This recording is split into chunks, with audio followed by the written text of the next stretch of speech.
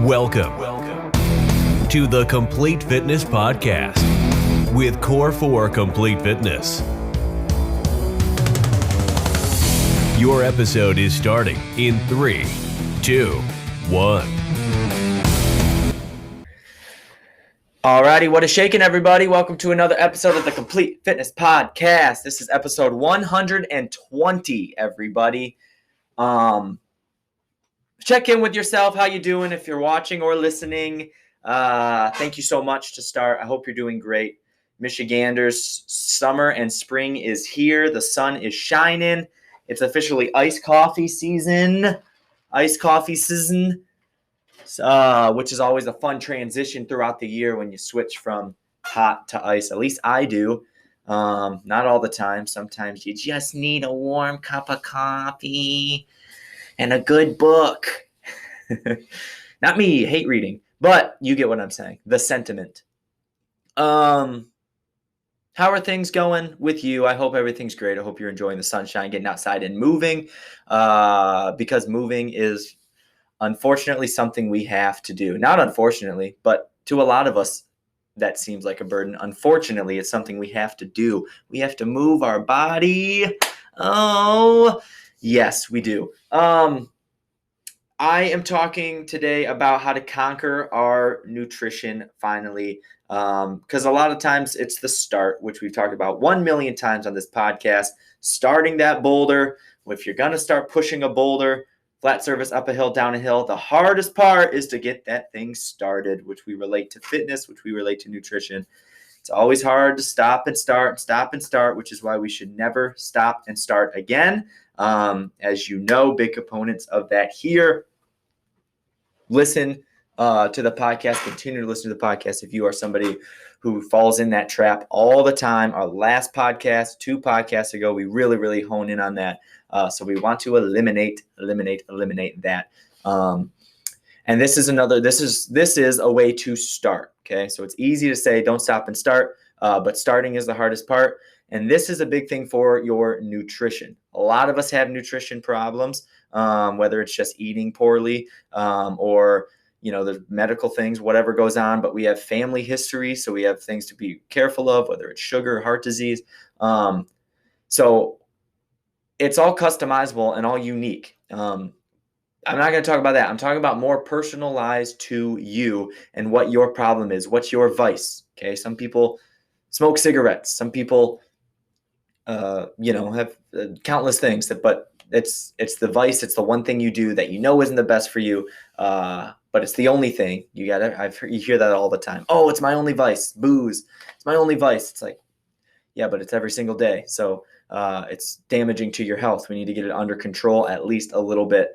We want to take that mindset and apply it to our nutrition and the food we are eating. So that is what we're talking about today. I think it's an awesome way to get started. So this is what you need. If you are somebody who maybe has never worked out, has no plan to work out, it's hard to get up and down off the couch, knees, hips, anything like that, I am talking to you right now. This is not for some bodybuilder or some athlete who's already been moving. This is for anybody who just needs to get started. All right. But the first thing is just identifying that nutrition problem, and it's yours, and it's personal to you. Mine is late night snacking. Nothing more fun than at the end of the day, watching TV, vegging out, and snacking on something. Whatever it is, it's different all the time. It's candy, it's chips, it's ice cream, a big ice cream guy, whatever. Okay. That is the hardest thing for me to give up. So when I really was honed in on my nutrition and I realized it was bad for me, I'm getting a lot of BS calories there, a lot of processed foods, things that the next morning I would wake up and feel, and I would be sluggish and tired. My stomach would be upset. It really wasn't until 8, 9, 10 o'clock later in the day when I would start feeling good again. I'd have a lot of gas problems and gastrointestinal issues and discomfort and yada, yada, yada, sparing you the disgusting details. And a lot of it came from that, kind of the late at night, end of the day, after dinner, baby's down. But this has been going on for my whole life, so not even the baby thing. And I think that's very relatable. I love watching TV and snacking. That's not the problem for everybody, though. Maybe your vice is just simply the meals you like eating. You love eating pancakes in the morning. You love eating pizza for lunch, and then you love eating, whatever, macaroni and cheese and cheeseburgers and French fries for dinner. That's obviously bad. That's gonna be a lot of high caloric foods, and you got to really be moving your body a ton if you want to live that lifestyle. Maybe yours is just portion control. Maybe you choose all right foods, or maybe you maybe it is that thing where you have one bad meal, or like you're good throughout the day, but then your dinner, your portion control's all out of whack and you just eat everything you see. And so that's where your calories go crazy. But this is all for you. The goal is for you to identify yours. So mine was snacking at night. So what do I do to combat that? Is I leave myself room to do it throughout the day by, of course, exercising and moving my body. I do my Core 4 workout every single day, of course. And then also I've been, as I've talked about, implementing a lot of the steady state cardio. So I do my heavy 30-pound carry, whether it's walking the baby, which has been, more common now that the weather is nice. Obviously runner, last year training for the marathon, was running like crazy. I do other things to make sure I am moving, because I know at the end of the day, sometimes I'm going to want to veg out and snack a little bit. It's fun. It's okay that it's fun. Okay. And we deserve to do something that is fun. So yours, maybe it's a glass of wine at night. Glass of wine every single night isn't the end of the world. It's not like you have some huge problem or anything. But a lot of the sugars and alcohol and the way our body works with processing alcohol, you will be surprised with how much that can actually add to it. So in order to plan for that, you need to prepare early. You need to really make sure we're well hydrated, of course, but more so than you're doing already. And you need to really be mindful of your calories, specifically carbohydrates and your calories from sugar leading up to that. So maybe all day you're putting a lot of emphasis on protein. This is what I do. I really try to only eat protein aside from like a banana. I try to only eat protein, whether it's yogurt, chicken, maybe I'll throw some vegetables in there, ground turkey. I try to only eat protein until dinner. And the reason I do that is because I know I can be a little relaxed. It's the end of the day. Been coaching all day, training all day, whatever, working all day, whatever my day is, that's my little bit of a reward. I can have dinner, and if we have tacos, I don't have to not have the tortilla shells, or I don't have to not have a little bit of, something that's worse for me that makes the taco so delicious, because I know, hey, all day I've made up for it. I know I'm not going to be over in carbs because I haven't had carbs all day.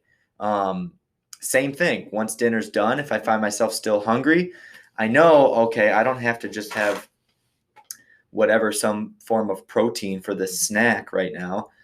I have a little bit of wiggle room. So if that is your issue, if that is your problem when you think your nutrition, why is the scale going up? Why is the scale not moving? Why is your body the way that it is? What don't you like? Why are you uncomfortable? Why do you want to make a change? If it's that, welcome to the club.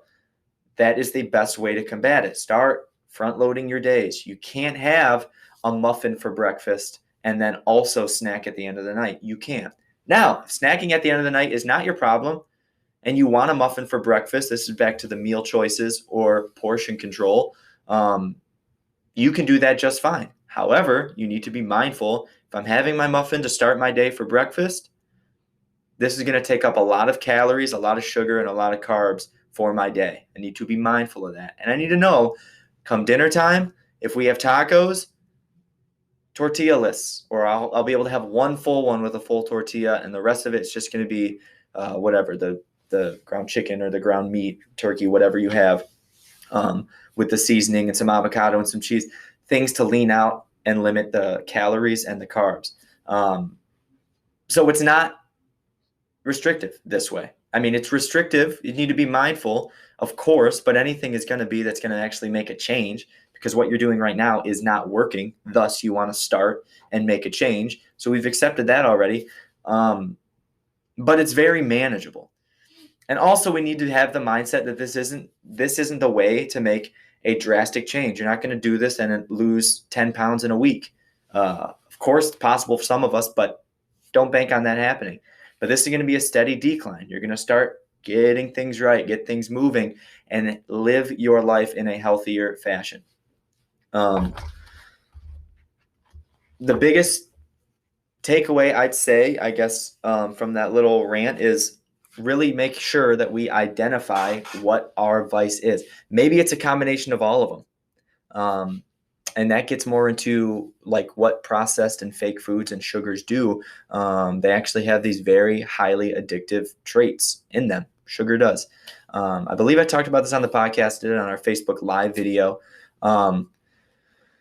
But 3, 4, or 5 years ago, I did a 40-day sugar cleanse. I had 0 sugar, aside from a couple pieces of fruit, which are natural sugar, but I had 0 added sugar for 40 days. And about a week in, 10 days in, all cravings stopped. It didn't even look good. As I mentioned, ice cream is my jam. I did this in August because I remember I was also doing a 5K August, running a 5K every day. So that plus the sugar was my goal for August. It was awesome. Saw really, really good results when it comes to physique stuff. I really liked how I felt and what I looked like at that time. But the point is, about 7 to 10 days of full cold turkey, no sugar, was hard. It was a challenge. I had sugar cravings. The way that my schedule is, being up early and then back to work late, I tried to rely on a nap in the middle of the day. When I, for whatever reason, wake up from that nap in the middle of my day, I need sugar like immediately. I want to reach over and be able to grab a piece of chocolate or something. And so that was the hardest thing, having to get up, tough it out, distract myself, get some water. I would have another cup of coffee instead to kind of supplement that sugar craving. And it didn't work. But then, day 7, it worked a little bit more. Day 8, day 9, day 10. And probably, like I said, about day 10, there was 0 craving at all for sugar. The reason I'm saying this is it's proof that it is it's addictive thing, potent. And there's a bunch of science and things I'm not really prepared for right now in my trusty notebook. Sorry. I would love to give you a bunch of facts about how sugar is addictive. I know that makes for bad podcasting to basically be like, trust me, bro. I dropped my pen, but I promise you, it is. And that's a first person reason or whatever. Also, it's going to make foods taste better, which I also use the example of my toothpaste during that 40 days, like later into it, say 20, 30, 40. I remember craving brushing my teeth in the morning. I loved starting my day brushing my teeth because the toothpaste was so sweet tasting and delicious tasting. Now, right now, when you brush your teeth, it has 0 of that effect. Maybe a little bit, but not to the point where you are excited to actually have that taste and flavor because it's mainly just minty. It's the same thing like eating a handful of Skittles and then taking a bite out of an apple. The apple's not going to taste sweet at all if you do it that way. If you don't eat the Skittles and then go right to the apple, or you have a Granny Smith apple, which is more like green soury, and then a Red and Delicious apple or a Honeycrisp apple, which is more sweet, it's going to taste sweet that way. It's all in comparison, and that's a way we can kind of set up with how much sugar we are eating throughout the day. So maybe that is our problem. We're having a bunch of this crappy sugar-filled processed foods early in the day, and so later in the day we want it again. Nighttime comes snack time, we want it again. If we can start eliminating it earlier in the day, we can kind of break that cycle of what keeps bringing us back to it and why we want to keep doing it. And it happens just one step at a time, one meal at a time, slowing it down, and identifying your problem. If your problem is just portion control, guys, you can space out meals. What I would suggest doing is, again, emphasis on protein and having the protein first. So if you have chicken breast, 30 grams of protein, and then You also have, side items, vegetables, and it's pretty good food. The problem is you eat the 30 grams of protein, and then you have a lot of potatoes, a lot of the starches and carbs or whatever that come with it, and you do that multiple times throughout the day. The best way to combat that is really emphasizing the protein, and maybe instead of 30 grams of protein, for example, you try to have 45 or 50, and you get really full on the good stuff sooner. That's a good way to limit that portion control. And also, the cutthroat way is get up and away from the table. After you eat, leave. I promise if you can distract yourself and go get into something else, whatever it is, move your body, go for a walk is my big thing. 10, 20 minutes passes and you go, I'm not even that hungry. Because protein takes a while for us to feel satiated and full. It keeps us fuller longer, while carbohydrates and like the heavy starch foods and fiber is what fills us up immediately. So that's why they're a good balance. That's why you do have some carbs to make you full in the time being, and then you burn it throughout the energy, but the protein keeps you fuller longer between meals. And then if your meal choices are bad, if you go, I just have pancakes every morning and then mac and cheese for lunch and pizza for dinner or whatever, you're kind of the opposite, where you should really be focusing on that portion. And of course you need to add more protein. You can't just get away with eating bad food. But if you do eat bad food, you need to really, really limit the amount you're eating. I'm not suggesting this, but there's people that have one meal a day, and that meal is 1,600 calories. Now, 1,600 calories is anything you want from McDonald's, basically. Plenty of slices of pizza. If you can get away with only having one meal, you can kind of have whatever you want. In theory, it's not the same for everybody. This is what I touched on earlier. We have issues with sugar. We have issues with blood pressure. So it's not just safe. I'm not saying anyone can do that. But if you are a person that could do that and you just aren't going to give up good food, you can focus on the portion control. It doesn't mean doing just one meal. That's just what I suggest for being able to eat how you want to. If you are this type of person, you can just have limit. If you need pancakes in the morning, you have a pancake. And then also you're not going to be full from just one. And so what do you got to supplement with? Eggs, egg whites, something that is protein based, protein shake, to kind of get you full, where you're still getting satiated from that food that you want and need, but you're way limiting. You're not getting full off of it. You're using it to get the flavor, and then you're getting full off of the good stuff.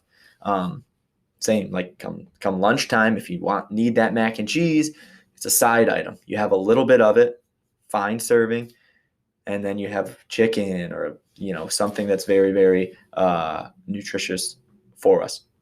And then as it comes on throughout the day, eventually, hopefully, we can taper down those things and have it just one meal a day. So there are ways, is what I'm saying. And there's different ways for different styles of eaters and how we eat. The people that just graze and eat food all day long,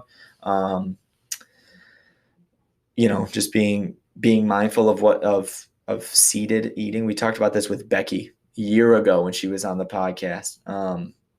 Forcing yourself to be sitting down at the kitchen table every time you eat will eliminate that. Eliminate my kids have chicken nuggets, but I'm sitting at the table, or I'm cleaning the dishes. I'm going to eat, these 4 or 5 chicken nuggets that they didn't eat. If you want the chicken nuggets, okay, but you need to properly eat them. And you'll be surprised with how much of that you realize, I'm not even hungry. I'm just kind of bored eating. And it's the fun little Jedi mind tricks, guys. You're not above those. I'm not. Nobody is. Our mind is always kind of playing tricks on us. And if we're in a situation where we want to get things moving and we want to get started, again, this is about starting. Identify your vice when it comes to eating, what you do poorly in the nutrition department, and then do one of those things. If it's snacking, allow yourself to snack. How do you do that? You're real clean all day. You eat very, very clean. Protein, maybe a piece of fruit, maybe some vegetables. That is all. Coffee and water is all I'm having.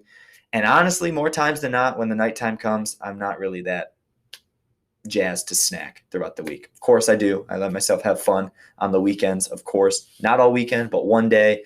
Or we'll go out with friends and I'll have some beers or whatever, some drinks, and that'll kind of make up for that. Not a perfect person by any means. And I'm not saying you are too. But the point is being conscious of it for a long time and being mindful of it, it's going to add up. That allows you to afford a bad weekend.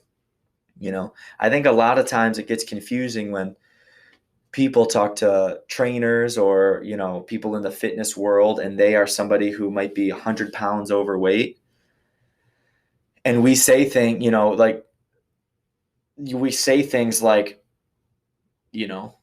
have some fun. If you really need a piece of cake, have the piece of cake. It's not going to kill you. It's not going to derail you. Yet through the eyes of that person who needs to lose 100 pounds of weight, they see it as yeah, but that's what got me here. And every day I feel like I want that. And so you're telling me I can have it, but I can't have it. I can have it, but I can't have it. The truth is identifying what the problem is immediately and actually working to just lessen it and lessen it and lessen it is what's going to start it. And the thing is, after that gets started and after you see some success from that elimination of it, then the weekend comes and you're at a birthday party or it's the Super Bowl, and so you and the boys go out and have a bunch of drinks or whatever. Then you can afford to cheat on those things. The holidays, you gain a little bit of a weight around the holiday season, but it's not a big deal because you're still in control. And once January 1st comes, you're going to lock it back in. It's identifying the issue. If it slips up, if you let your life live, that's okay, but it's temporary. But again, this is for that start, guys. And the very, very most important thing is to start. Allow yourself some wiggle room. Find out, cheat a little bit. Find out. I'm not saying, well, I just don't want to snack at night. And I'll do other things. I've done intermittent fasting for a long time. I'm actually trying that now. So another thing for me that's working is 8:30 at night, my fasting window starts. So if I am going to snack, it's before 8:30. And more times than not, by the time Rowan's down and we cook and make dinner, it's about 8:15 and I just ate dinner. And so I'm like, I don't need to snack right now. So we sit on the couch or whatever, clean up the living room from his millions of toys and sit down. And it's 8:30 and I'm like, oh, time's up. So I have chamomile tea or peppermint tea, which is much healthier than a bag of chips. So yeah, identify that. I think a lot of us struggle with the snacking, and maybe you want it in the midday. Maybe you have a bag of chips midday at the office. There you go. You had your bag of chips. Guess what? Nighttime, you can't afford to do it again.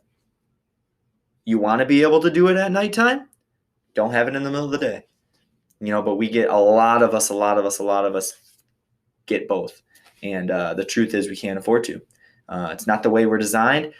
And if we can't afford to do it, we need to move our bodies a heck of a lot more. You need to be very mindful of how much you're moving, which is another problem with America and our desk jobs and our work from home jobs now, and you name it. Move your body. So that's this. I hope it landed well with you guys. I hope that kind of put a light bulb on and maybe inspired you or gave you an idea to get started. I'm very, very pumped up about work and my work currently. You're going to be seeing and hearing a lot from me personally, just as a coach and as a trainer and as a mindset guy. Coming in the near future, which I'm super amped, super excited about. Best way to do that is subscribe to this YouTube channel, subscribe to this podcast. Please tell people about it.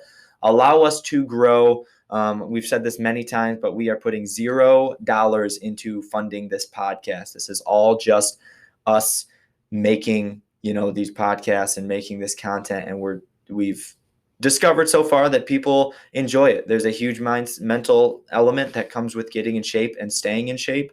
And this is the best platform for that nowadays, is a podcast. So the goal is, get our bodies right through fitness, get our mindset right through podcast, and we'll be a well-oiled machine as we progress and live long, independent, healthy lives. That's all, guys. I love you. And we'll see you next time. Oh, yeah, Core 4 supplements. Use promo code podcast to save 10%. Get you that protein, baby. Best part about our protein shakes is they taste sweet like sugar without all the BS. All right, guys. Bye-bye.